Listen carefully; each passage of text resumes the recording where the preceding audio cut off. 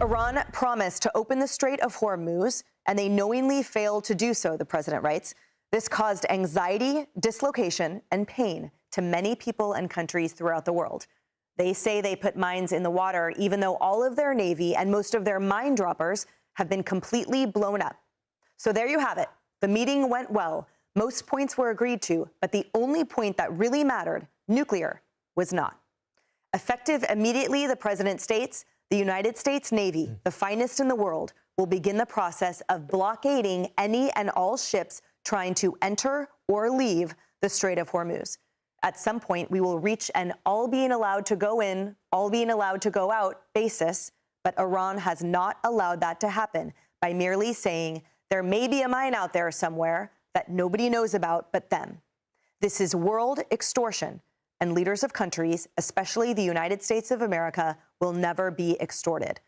I have also instructed our Navy to seek and interdict every vessel in international waters that has paid a toll to Iran. No one who pays an illegal toll will have safe passage on the high seas. We will also begin destroying the mines the Iranians laid in the straits. Any Iranian who fires at us or at peaceful vessels will be blown to hell. The president writes, Iran knows better than anyone how to end this situation, which has already devastated their country. Their Navy is gone, their Air Force is gone, their anti-aircraft and radar are useless. Khomeini and most of their leaders are dead, all because of their nuclear ambition. The blockade will begin shortly. Other countries will be involved with this blockade. Iran will not be allowed to profit off this illegal act of extortion. They want money, and more importantly, they want nuclear. Additionally, and at an appropriate moment, we are fully locked and loaded, and our military will finish up the little that is left of Iran. President Donald J. Trump.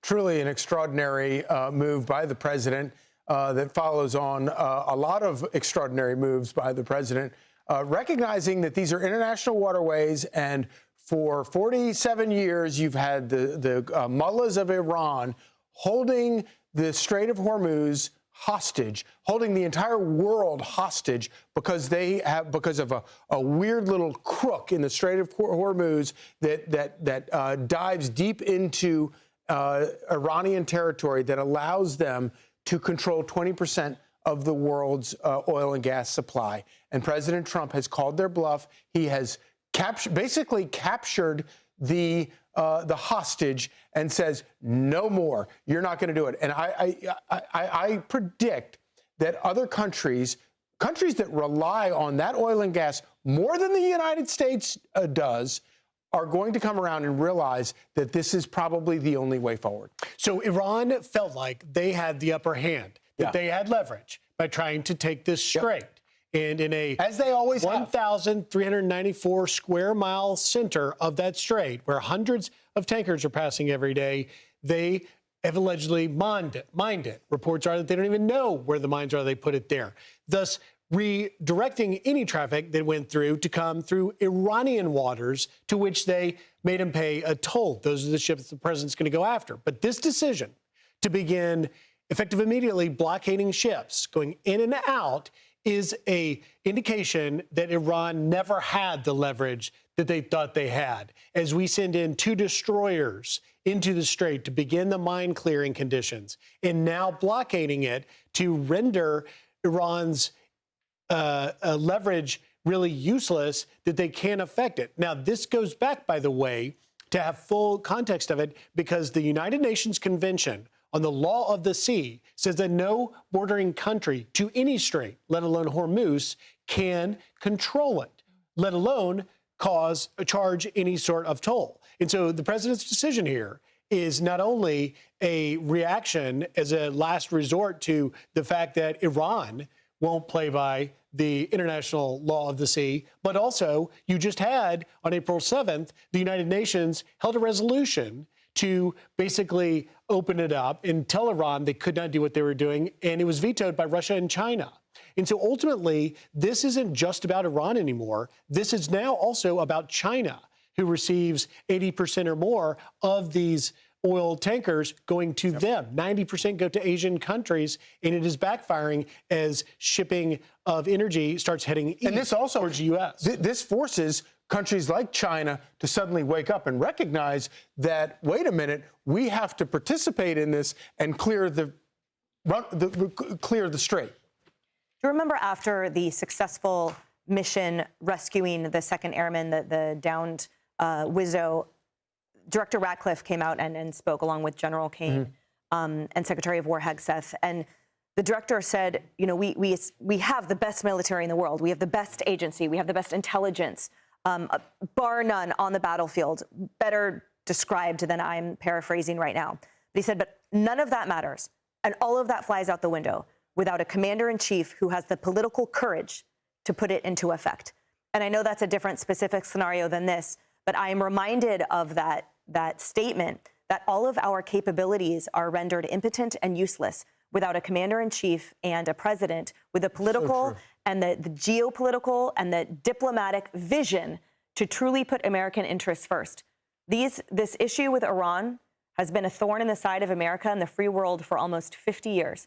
And we have seen what used to be one of our strongest allies become our definitively strongest enemy, in addition to China, over the last 50 years. And every commander-in-chief kicked the can down the road. And finally, we have one. And it's sticky. We are watching the sausage being made. This is not pleasant, but it's necessary. And every president of both parties, both Democrats and Republicans, have recognized this problem, and nobody has wanted to go after it. And also, we find ourselves, President Trump finds himself in a situation where you have the United Nations and NATO completely feckless, completely incapable of recognizing the importance and the wisdom of actually going after this problem and clearing the problem once and for all. For decades, you've had countries in fights with proxies of Iran, Hezbollah, Hamas, the Houthis, where they've played all these games. Iran has funded all of them.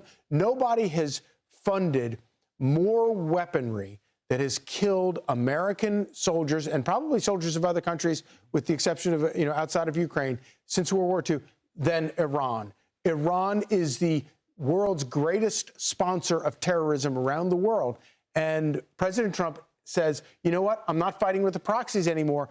I'm going to cut the head off the snake. If we could put that map up again of this strait, because I think what's really fascinating in the president's truth, and there you see it, in the blue is that main roughly 1,400 square mile area that you would have normal shipping routes going through. Now, Iran has said that's dangerous. There's mines in there. In that hazardous area, you see it blocked with the red lines going across, forcing ships to go through the red area, which are these shipping routes that Iran is apparently charging tolls for. And the president and those red areas are the Iranian territorial waters. Correct. Those are the new shipping routes that Iran has forced ships to go through, because you can't go through the normal passageway. That is the violation of the law of the sea created by the United Nations Convention. And that is why President Trump is taking this step of blockading the ships. But what's fascinating is he says in his Truth Social, in capital letters, this is world extortion.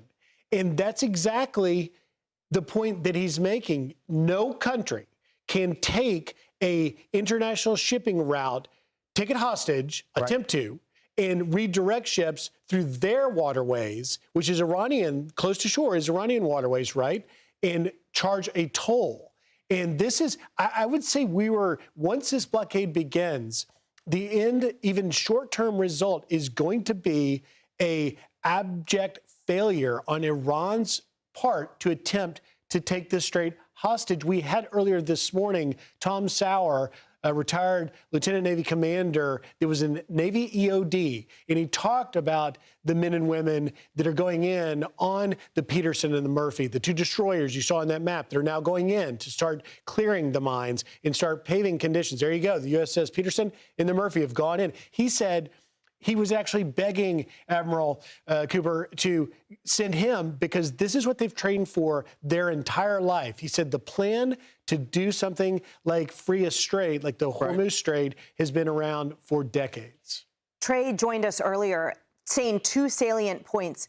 one of which was the veracity of the Iranian statement about the mines. So as you see on that map, essentially it's the threat of the mine in that the lined area that then forces the ships into the area where Iranians can then extort them, right? So how do we believe them, right? That's part of the threat. And the other point he made that was so salient was that he's saying that the peace talks are, they're unfortunately we're not successful. Unfortunately for Iran. Right. Because we can do this all day. So I'm Steve Doocy. I'm Brian Kilmeade. And I'm Ainsley Earhart. And click here to subscribe to the Fox News YouTube page to catch our hottest interviews and most compelling analysis.